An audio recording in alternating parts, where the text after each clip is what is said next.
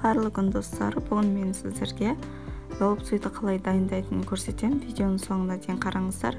Ең алдымен тазартылған, жуылған күрішімізге тұзымызды қосып, ыстық қайнаған суда жібітіп қоямыз 20-30 минутқа.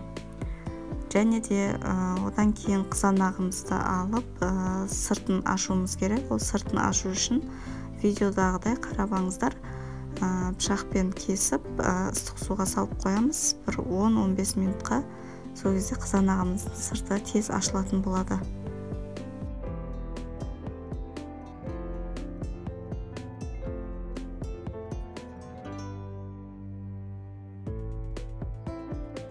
Келесі кезекте болгар переціміздің ішін тазалап аламыз. Ішін тазалап, жуып тазалап қоямыз, кептіріп. Және де пиязымызды, сәбізімізді, картопымызды тазалап қоятын боламыз.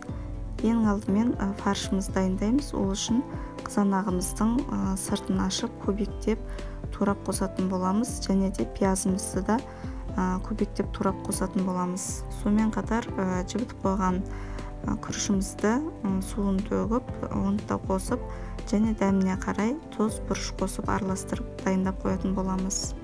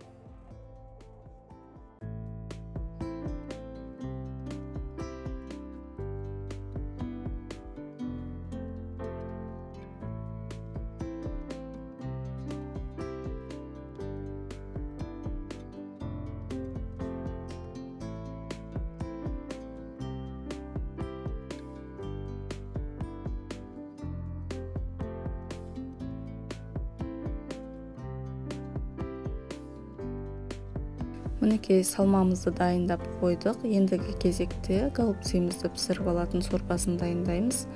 Голубцыйды негізі буғада пісіруге болады, мантоваркаға пісіріп алса да болады, или болмасам сорпаға пісіріп алса да болады. Мен бұл жерде сорпаға пісіремін. Видеодағыдай жасаңыздар. Ол үшін бізге ет, пияз, картоп, томатный паста керек болады. Қараңыздар, видеоның соңына дейін көріңіздер.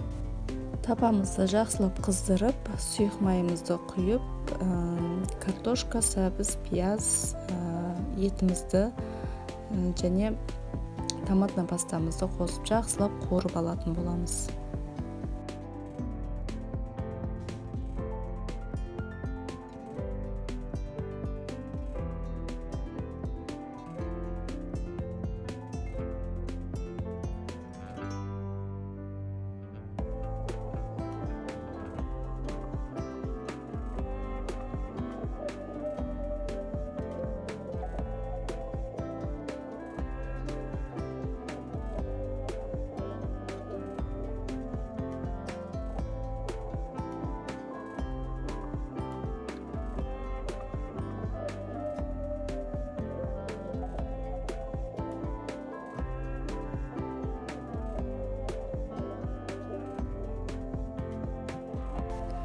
Мінекей барлығын қорып болғаннан кейін суымызды құйып, подливамызды үлкендеу көлемді қазанымызға құйып алатын боламыз.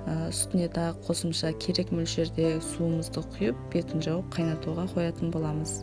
Ендігі кезекте болгар пересіміздің ішіне фарштарымызды саламыз. Фаршты көп қылып нығыздап салудың қажеті жоқ, өйткені оның ішінде күрішіміз піскен кезде үлкейіп пісетін болады.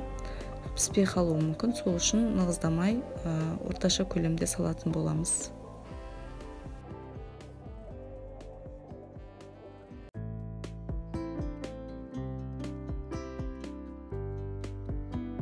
Мінекей қазанымызда қайнап шықты. Ендігі кезекте голубциларымызды сорпамызға қатар-қатарынан қойып шығатын боламыз. Тікесінен қойғанымыз жақсы, өйткені ішіндегі салмамыз шығып кетпейді. Видеода қалай жасалынған, осылай салып шығасыздар. Кейін бетін жауып, жай отта 45 минут қайнататын боласыздар. Және де тұзын осы сорпада көретін боласыздар. Егер кемдеу болса, кішкене тұз салатын боласыздар. Кішкене суы аз болса, қайнаған судан қосып жіберсеңіздер болады.